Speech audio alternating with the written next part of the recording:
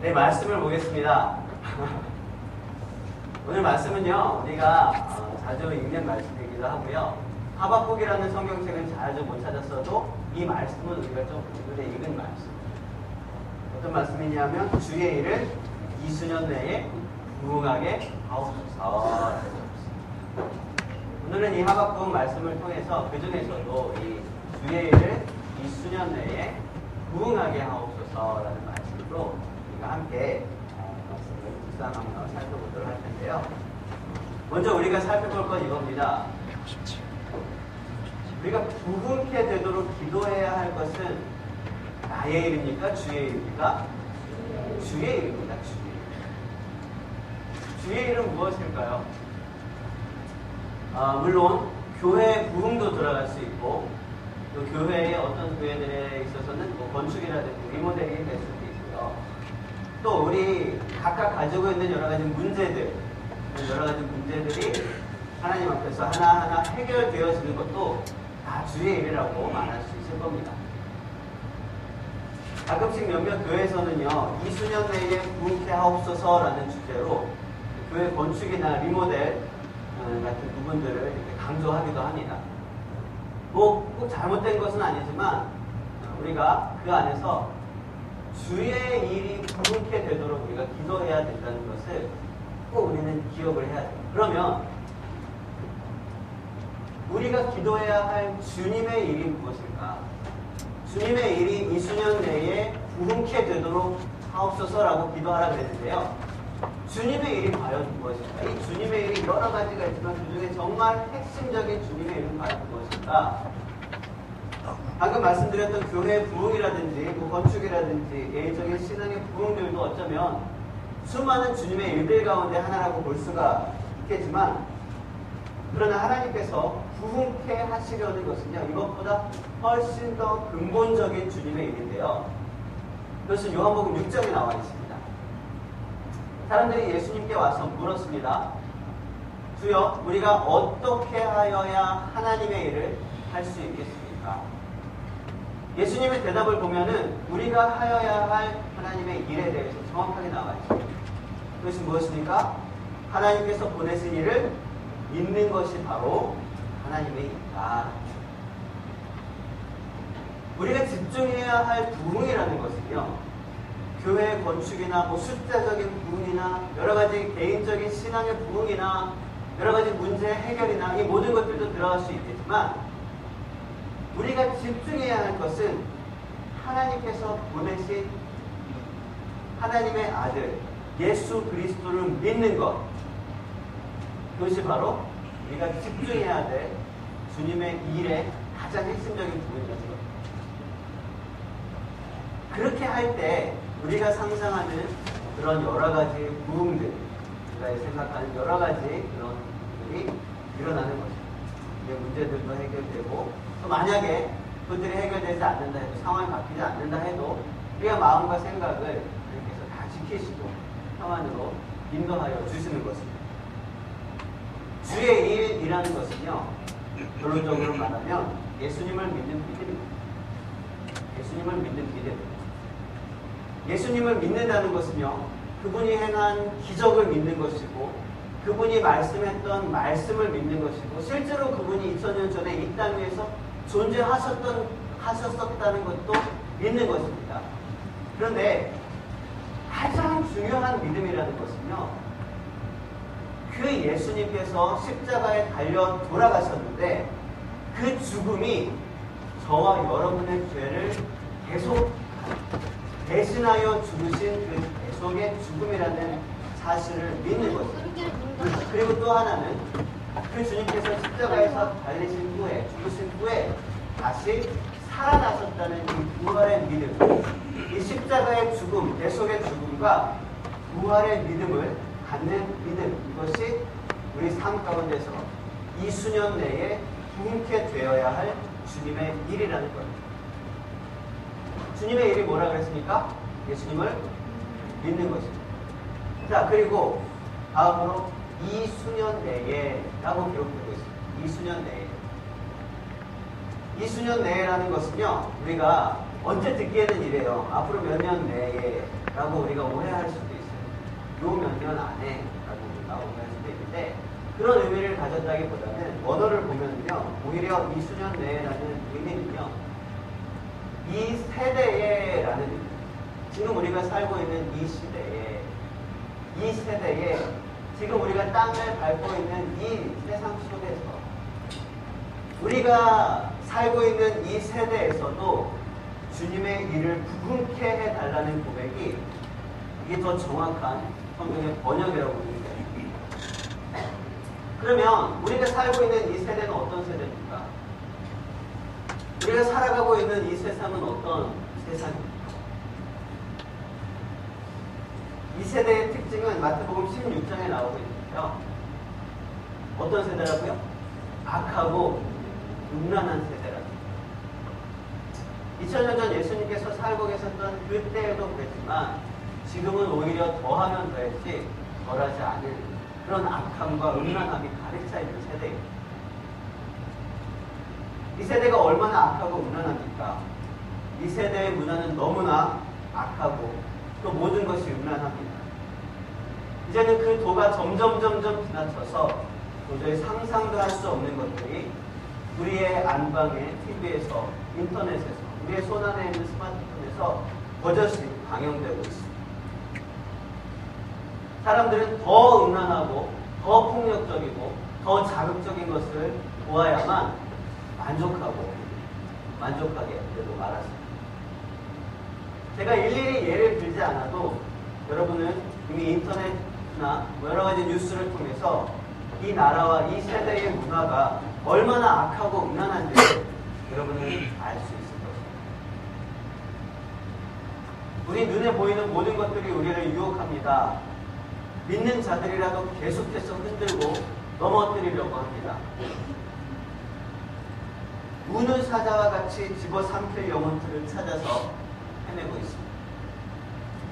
우리가 정신 똑바로 차리지 않으면 우리는 우리의 모든 시간과 우리의 건강과 우리의 물질과 우리의 모든 영혼까지도 다 사단에게 넘어가고 가야 될 것입니다. 여러분, 이 세대가 왜 이렇게 악하고 음란해졌을까? 이 세대가 왜 이렇게 타락하게 되었을까? 방금 읽은 이 마태복음 말씀을 보시면 그 이유를 잘 알 수 있고요. 또 그 해결책도 우리가 잘 알 수 있습니다. 여러분, 악하고 음란한 세대가 구하는 것은 뭐라고 했습니까? 구하는 것은 뭐라고 했습니까? 표적을 구한다. 그렇죠? 표적이 무엇입니까? 예수님께서 행하신 기적입니다. 오병이어 떡 몇 개와 물고기 몇 마리로 수천 명이 먹는 눈먼 자가 막 보고 우리가 잘 알고 있던 다리 저는 자가 그 자리에서 벌떡 일어나는 그런 기적과 표적들을 말합니다. 이 악하고 음란한 세대가 이런 표적들을 원한다는 거예요. 이 표적은요, 더 정확히 얘기하면 눈에 보이는 증거입니다. 악하고 음란한 세대는 눈에 보이는 증거를 원한다는 거예요. 이 세대는 눈에 보여야만 믿겠다라고 말하는 거죠. 반대로 얘기하면 눈에 보이지 않으면 믿지 않겠다. 보이지 않는 건 믿지 않겠다라는 것입니다. 그러니까 표적이 아니면 믿지 않겠다고 말하고 있는 거예요. 바꾸어 말하면 이런 것입니다. 말씀만으로는 믿을 수 없죠. 표적을 나타내라. 기적을 나타내라. 그러면 믿겠다. 이게 이 당시에 악하고 음란한 세대가 예수님께 요청했던 거죠. 물론 기적과 표적은요, 믿음을 강하게 하고 또 예수님께서 말씀하신 그 말씀을 확실하게 증명하게 할 수 있는 그런 하나님의 은혜입니다. 그런데 이 기적과 표적은 믿음의 전제 조건이 되어서는 안 되는 것입니다. 믿음의 전제 조건은 표적이 아닙니다. 믿음의 전제 조건은 기적이 아닙니다. 믿음의 전제 조건은요, 로마서 10장에서 말씀하고 있듯이 그리스도의 말씀이고요. 그 말씀을 듣는 것입니다. 이게 믿음의 전제 조건이지, 말씀을 들어야 믿는 것이지, 듣고 반드시 기적이 일어나야만 믿는 것이 아니라는 거예요. 근데 악하고 음란한 세대는, 그래 들었다, 이제 기적을 보여내라, 이제 표적을 나에게 보여줘라, 그러면 믿겠다, 이렇게 얘기하고 있는 거예요. 그런데 여러분, 표적이라고 다 같은 표적은 아니라는 것이, 예수님께서는요 딱 하나의 표적은 보여주겠다라고 얘기하셨어요. 딱 하나의 표적, 다른 표적들은 보여줄 거 없다. 그런데 딱 하나의 표적은 보여줄 건데, 그 표적이 무슨 표적입니까? 요나의 표적이에요. 요나의 표적은 무엇입니까? 요나는요, 하나님께서 니느웨로 가라라는 명령을 하셨는데, 그 말씀을 순종하지 않고 그 명령을 거역하고 다시스로 떠났던 그런 불순종했던 선지자입니다. 결국 그는 다시스로 가는 배 안에서 풍랑을 만나고 사람들에 의해서, 여러 가지 일들에 의해서 바닷속에 버림을 받게 되죠. 그리고 바닷속에서 커다란 물고기가 이 요나를 삼킵니다. 커다란 물고기의 뱃속에서 사흘 동안 갇혀 있다가 하나님의 명령으로 그 물고기가 니느웨 해변에 요나를 토하게 되었습니다. 사흘 동안 물고기 뱃속에 있으면 어떻게 될까요? 뭐 숨이나 좀 제대로 쉴 수 있을까 모르겠어요. 아마 못 쉬지 않을까 싶어요. 쉽게 얘기하면, 굉장히 간단하게 얘기하자면 죽었다 살아났어요. 사실 예수님께서 여기서 요나의 표적이라고 말씀하신 것은요, 사흘 동안 죽음의 깊은 곳, 스올이라고 표현되거든요. 스올, 죽음의 깊은 곳까지 들어갔다가 하나님께서 명하셔서 다시 생명을 얻게 되었다라는 거죠. 이게 요나의 표적이에요. 그러니까 죽음에서 사흘 만에 부활하는 것을 말씀하고 있는 거죠. 그리고 그 예언대로 예수님께서는 죽으셨다가 사흘 만에 다시 살아나셨습니다. 이렇게 보여주신 것이 바로 요나의 표적이에요. 사실 예수님께서는요, 그 외에도 굉장히 많은 표적들을 보이셨습니다. 보여줄 게 없는 게 아닌 거거든요. 굉장히 많은 것들을 보여주실 수 있었어요. 더 많은 것도 아마 보여주실 수 있었을 거예요. 요한복음 마지막에 보면 주께서 이 땅 가운데서 행하신 것들을 다 적다 보면 이 땅 어디에도 쌓아놓을 데가 없을 거라고 표현을 할 정도예요. 그만큼 많은 표적과 이적들을 보여주셨고요. 그런데 그 많은 표적들은 믿음의 전제 조건이 아니었다는 거죠. 그 중에서 딱 하나 믿음의 전제 조건이 되는 표적은 예수 그리스도의 십자가와 부활, 이것밖에는 없는 거죠. 이것만이 하나님을 향한 믿음을 갖게 할 만한 유일한 단 하나의 표적인 거죠. 오늘 하박국 선지자는요, 이렇게 기도합니다. 주의 일을 이 수년 내에 부흥하게 하옵소서. 이것을 바꾸어 말하면요, 이런 의미입니다. 보아야만 믿고 표정만을 구하는 이 세대, 말씀을 통해서 믿기를 거부하는 이 세대 가운데에서, 믿음이 없는 이 세대 가운데에서 하나님을 믿는 믿음이, 하나님을 믿는 이 크리스찬들이 부흥하게 하여 주시옵소서. 이것이 하박국의 기도입니다. 여러분, 이것은 하박국이 살아가는 그 시대에만 말하는 것이 아닙니다. 믿음이 없는 이 세대에서 또 하나님을 믿는 그 믿음이 비웃음 당하고 조롱당하는 이 문화 안에서 여러분, 하나님을 믿는 믿음으로 승리하고 또 생명을 얻고 또 부흥케 되는 그런 저와 여러분 되시길 주님의 이름으로 축원드립니다. 마지막으로 한 가지만 더 볼 텐데요. 이건 뭐냐면 부흥이라는 게 그런 겁니다. 부흥하면 여러분 떠오르는 것이 무엇입니까? 사람이 많이 모이는 거. 막 사람이 막 10명에서 100명에서 1000명으로 막 모이는 거. 물론 이것도 이제 부흥이라고 볼 수 있을 것입니다. 그런데 사실 사람이 막 늘어나는 거는요, 부흥 자체라고 보기보다는 부흥의 하나의 열매라고 볼 수 있습니다. 그러니까 우리는 부흥과 부흥의 열매를 좀 이렇게 나누어서 구분해서 우리가 살펴봐야 되는데요. 부흥이라는 것은 단순히 사람이 늘어나는 게 아니에요. 부흥이라는 단어는요, 히브리어 원어를 보면 하야라는 단어를 쓰는데요. 하야.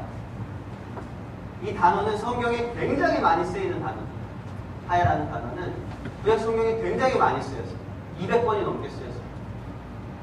근데 여러분, 지금 여러분이 가지고 있는 개역 개정판 이 성경책 안에는 부흥이라는 단어가 몇 번 나올까요? 딱 한 번 나옵니다. 무료 부분에 딱 한 번. 부흥이라는. 그러니까 이 하야라는 단어가 성경 다른 곳에서는 부흥이 아니라 다르게 번역이 되었다는 소리인데요. 어떻게 번역되어 있을까요? 무슨 단어로 번역이 되어 있을까요? 이 단어는요, 창세기 초반에 보면은 족보 이야기가 나오죠. 누가 누구를 낳고 몇 년을 살았다. 누가 누구를 낳고 몇 년을 살았다. 계속 이렇게 반복이 되죠. 여기서 살다라는 의미로 보면 살았다. 살다. 때로는 그렇게 잘 지냈다. 이렇게 살아갔다라는 단어로 번역이 되고요. 때로는 누구누구가 몇 년 동안 아이를 낳느니라 라고 되어 있을 때는 살았다 뭐 이런 단어가 아예 번역이 안 되기도 합니다.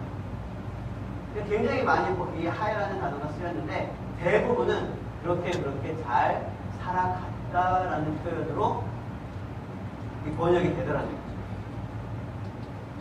어쨌든 이 단어는요, 우리가 머릿속으로 생각하는 부흥 이게 어떻게 회복된다거나 다시 살아나거나 르네상스 같은 거 얘기하잖아요. 르네상스 이런 것처럼 다시 살아난다는 그런 의미보다 그냥 그저 이렇게 살아가고 있다.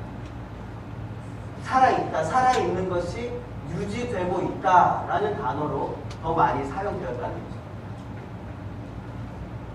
즉 어떤 의미에서는요, 이 부흥이라는 단어는 이 르네상스라는 단어랑 좀 다른 의미여야 한다는 것입니다. 여러분 르네상스 아시죠? 옛날에 있었던 일이잖아요. 이 르네상스라는 것은요, 이런 개념은 예전에 크게 부흥했었던 그런 문화 또는 여러 가지 예술, 음악, 미술 이런 여러 가지 것들이 한참의 시간이 흐른 후에 한 번 더 이렇게 확 부흥하는 것, 이걸 우리가 이제 르네상스라고 얘기를 하죠.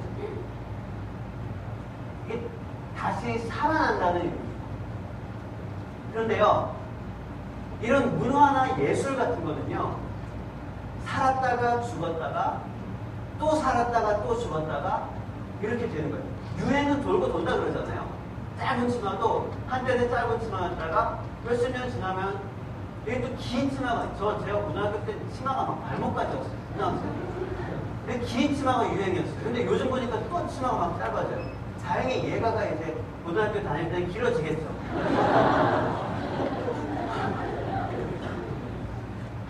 이 유행은 반복되는 것처럼 문화, 예술 같은 것들도 계속해서 살았다, 죽었다, 살았다, 죽었다, 이것이 반복되는 거예요. 그게 맞는 거예요. 그렇게 돼도 되는 거거든요. 이게 르네상스입니다.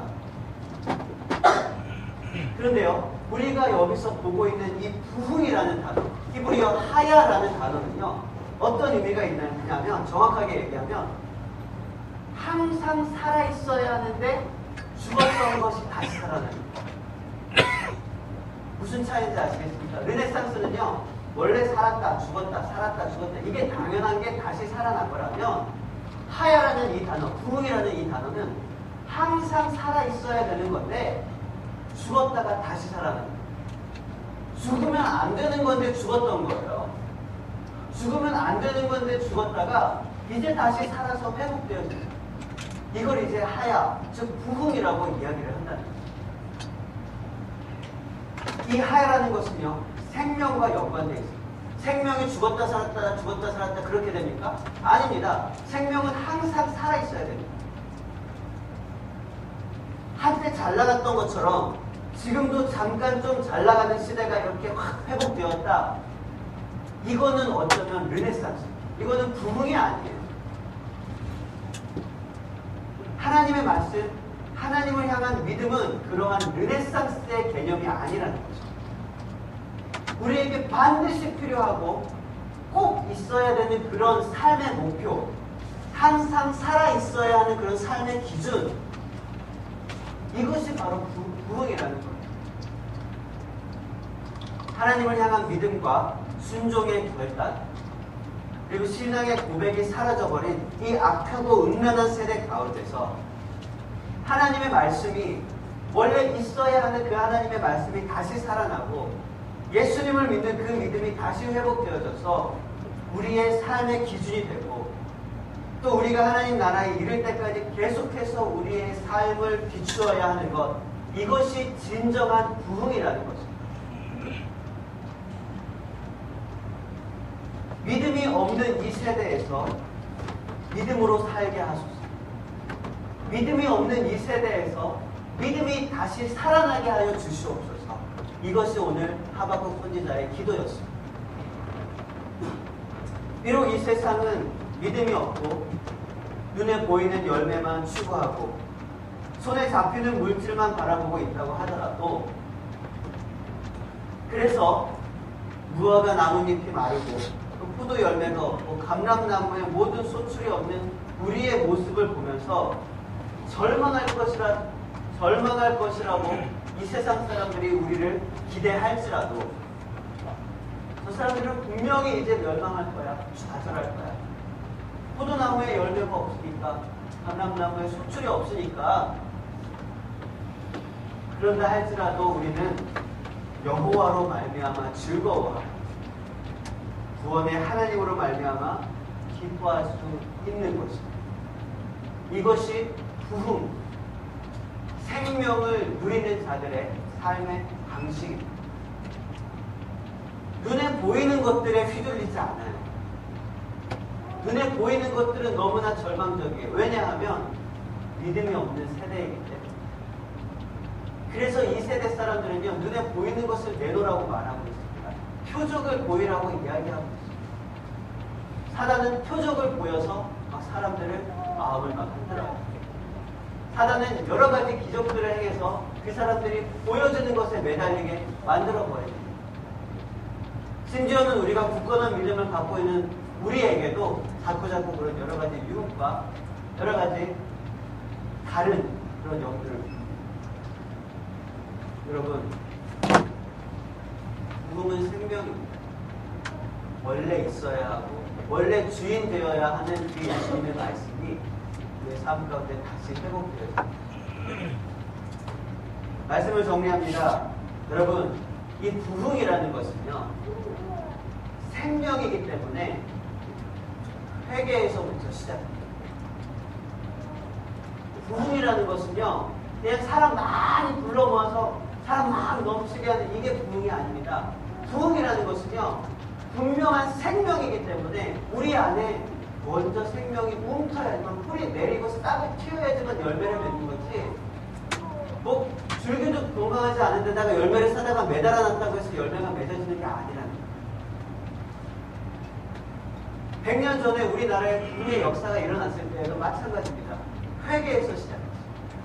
역사적으로 모든 부흥의 역사들을, 사건들을 바라볼 때에도 그 모든 첫 시작은 회개에서 시작하죠. 왜냐하면 부흥은 생명이기 때문에. 진정으로 주님의 일이 이 수년 내에 부흥케 되기를 기도한다면 우리는 회개해야 합니다. 이 세대 가운데서 정결하지 못했던 것들, 믿음이 없는 세상 가운데 휩쓸려서 세상처럼 믿음 없이 살았던 이 모든 것들, 음란하고 거짓되게 살았던 우리의 모든 죄악들, 내 눈에 보여야지만 믿겠다고 얘기했던 그런 세상적인 수준의 믿음들, 우리는 이 모든 것들을 회개해야 합니다. 부흥은 회개에서 시작해서 거룩으로 유지되는 것이기 때문에 무화과 나무에 열매가 있다고 해서 기뻐하는 게 아닙니다. 감람나무 소출이 풍성하다고 해서 즐거워하는 게 아닙니다. 오직 우리의 기쁨의 이유는, 우리의 즐거움의 이유는 여호와로 믿음으로 말씀을 받고 하나님 나라를 소망하는 것만이 우리의 기쁨의 이유이고, 우리가 찬평하는 우리는 동기가 되는 것입니다. 여러분, 이 시대의 부흥을 위해서 기도합시다. 믿음 없는 이 세상에서 믿음 있는 자들의 생명을 위해서 기도합시다. 눈에 보이지 않아도 하나님의 나라를 소망하는 그 소망을 붙들고 먼저 기도합시다. 그것이 오늘 하박국 선지자의 그 제목이고요. 또 지금 우리가 기도해야 할 그의 제목이며 그의 문장입니다. 여러분, 이 시간 함께 찬양하고 기도하실 때에 우리가 하나님 앞에서 이 세상의 가치로만 보고 이 세상의 것들로만 부흥되길 원했던 그런 마음들이 있다면 회개하면서 기도합시다.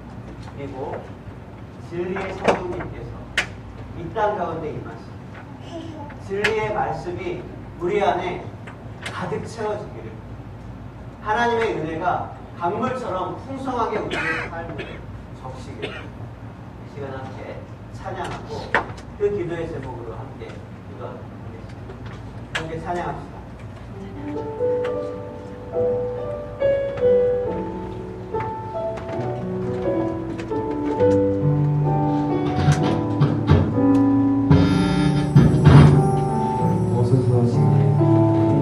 오소서 진리의 성령님,